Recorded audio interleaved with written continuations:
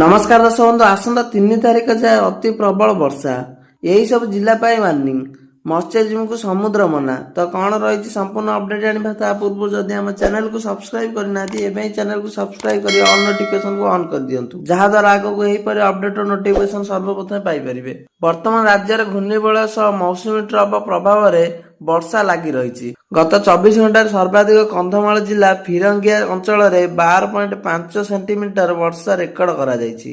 तेबे आसंता 2 तारिख बेलू उत्तर पश्चिम बंगोपसागर अंचल में आउ एक लघुचाप क्षेत्र सृष्टि होगा नहीं आंचलिक पाणीपाग केन्द्र सतर्कता जारी करिछि। यह प्रभाव 3 तारिख जाए प्रबल वर्षा संभावना रही।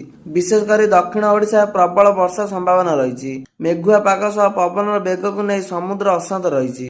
तेणु सुरक्षा दृष्टि सेप्टेम्बर 2 ରୁ 4 तारिख मध्य समुद्र मध्य को न जावाकू पाणीपाग केन्द्र पक्षर परामर्श दि जाइछि। पाणीपाग केन्द्र सूचना अनुसार आसंता 24 घंटा सारा राज्य में हालुकार मध्यम धरणर वर्षा हेबा सह आउ किछि जिल्ला रे प्रबल वर्षा हेबो।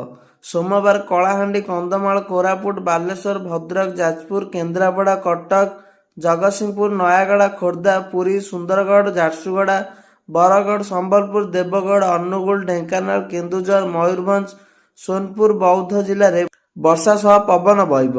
एथिसह स्थान स्थान बिजुली घड़घड़ी नहीं सतर्क करिछि पाणीपाग केन्द्र। सेहीपरि कलाहांडी कंधमाल और कोरापुट जिले में किछि स्थान में बिजुली और घड़घड़ी सह घंटा प्रति 30 ରୁ 40 किलोमीटर बेगर पवन बहिबा सहित किछि स्थान में प्रबल अति प्रबल वर्षा हेबा बोली पूर्वानुमान करिछि पाणीपाग केन्द्र।